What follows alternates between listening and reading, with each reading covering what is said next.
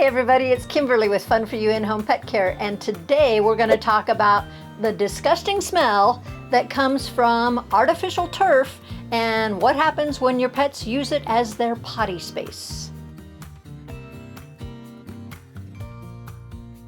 One of the most common problems with artificial turf is the odor that comes from pet waste and what happens when that pet waste starts to turn into ammonia and other smelly substances. So today we're going to talk about all of the risks and hazards associated with that.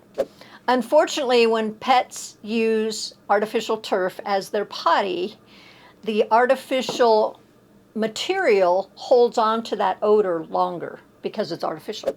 According to the US EPA, 1 gram of dog poop could contain up to 23 million bacteria and pathogens.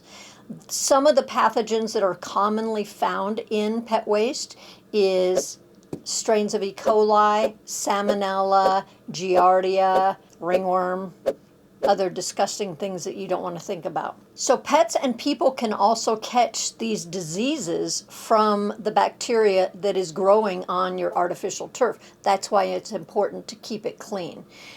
When pets who are ill or who have a virus, such as ringworm, can spread that when they go to the bathroom on artificial turf. It can stay alive in the turf. And so it's super important that we make sure, A, that your pets are healthy, but also if you're going to a dog park or someplace else that has artificial turf, you've got to be mindful of the fact that you don't know what's lurking on that turf. So it's super important to keep your pets safe and healthy by keeping them vaccinated. Pet waste pollutes our waterways. Studies show that 1/3 of bacterial contaminants in North American waterways is actually created or caused from pet waste. So it's very important that you pick up your pet waste as soon as it hits the ground and make sure that it's not being rinsed off your grass or your turf, washed down into the storm drains, and becomes a problem for other people to deal with. This contamination in the waterways is a health risk to not only people and pets. It contributes to toxic algae blooms in our waterways.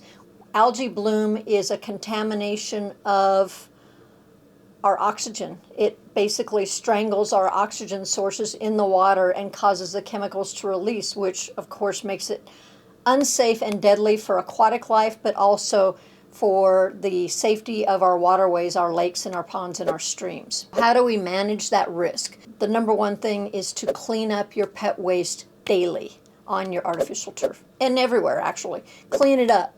And then number two, keep your debris off of your artificial turf. Make sure that the turf is able to drain properly as well as breathe as best it can. Rinse your turf frequently and consider using a deodorizer or a sanitizer type agent that's specifically for artificial turf applications. And number four is to treat your artificial turf with a people and pet safe antimicrobial product to manage ongoing odors and smell. If you'd like to learn more information about how to manage your artificial turf, look for more details in our description. If you found this interesting, hit our like and subscribe button.